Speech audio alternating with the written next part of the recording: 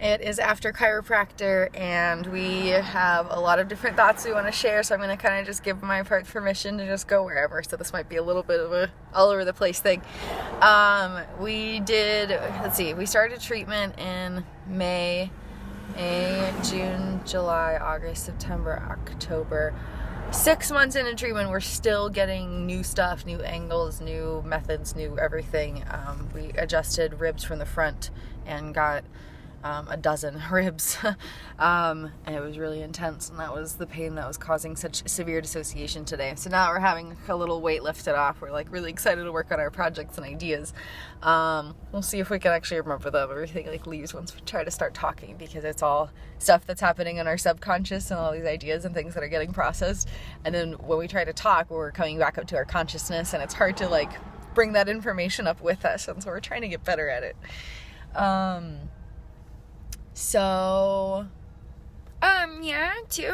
One thing is learning to live successfully with a dissociative identity involves bringing all the parts together, and it's a process of integrating the manner in which parts communicate and respond and like interact with each other.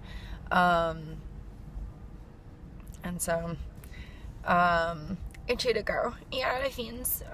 Yeah, he's a real gangsta.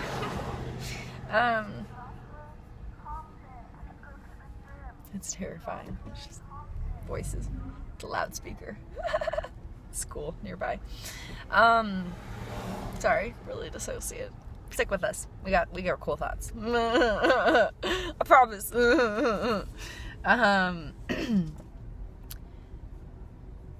Bringing the parts together, integrating the manner in which parts respond to situations, to stimuli, to triggers, and the way in which parts communicate. And so when Felicity started coming back out, I was like, okay, even though I was trying to use the lessons I'd learned, it was still coming from an angle of reduce the symptoms, get back to the life I had before the mental illness destroyed it, or the life I wanted before the mental illness, really derailed my plans. And so it's been a continual process of letting go of what I thought the journey would look like, letting go of who I think I am, letting go of the need to control my life, letting go of, past limiting beliefs, letting go of the need to have like very physical, tangible signs of progress, and like reduce my dissociation. Like it's not just a matter of I'm gonna reduce the dissociation I'm experiencing, because if that's the primary goal, then the goal is to quiet the parts, not to be there with the parts, loving the parts, living with the parts. And the parts can't all be living in unanimous harmony if Felicity feels embarrassed when a little wants to say something, for example. Of course there are situations where it's just not necessarily appropriate, and that has to be a group effort of comforting the little and just encouraging, we'll come back to this when it's a more appropriate time. But for the most part, it's just letting them have their say and allowing these rapid switches. And it can be really embarrassing. It can feel really humiliating. It can feel really disorienting. It can feel physically uncomfortable. It can feel all these things. And it might even like trigger other memories or trigger other parts or something. And so like there's a lot of things that can make it be an upsetting experience. And so the going on with normal life self, Felicity is working on being comfortable with uncomfortability and knowing that, these really scary things are a good sign of healing, not something to resist or escape or medicate or be alarmed about or run away from or seek help from or seek relief from. And so, yeah, it's been quite a process. And I want to keep continuing to work with parts. We're going to be explaining here's how consciousness communicates.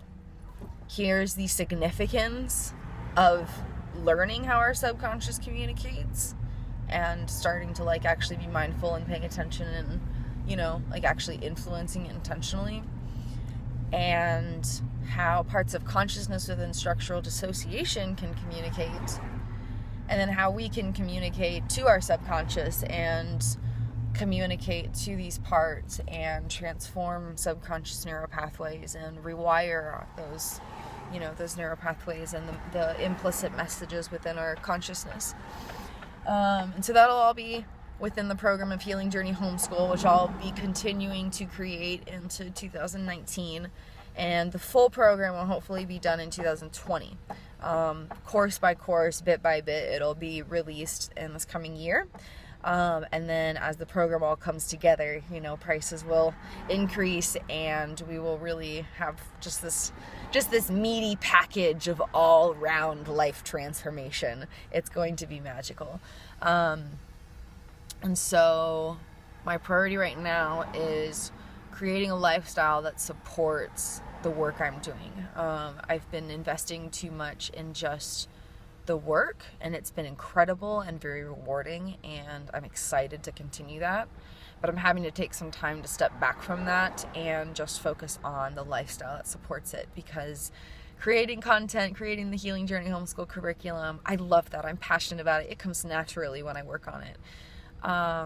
The lifestyle that is what allows me to be in a place to work on it, that allows it to come naturally, that allows it to be this high quality content, that is the real struggle. That's where all the triggers are. That's where the self-care comes in. That's where the discipline and the routines and all sorts of things come in. And so that's really the focus right now. And I'm sharing all of this journey on Patreon. That's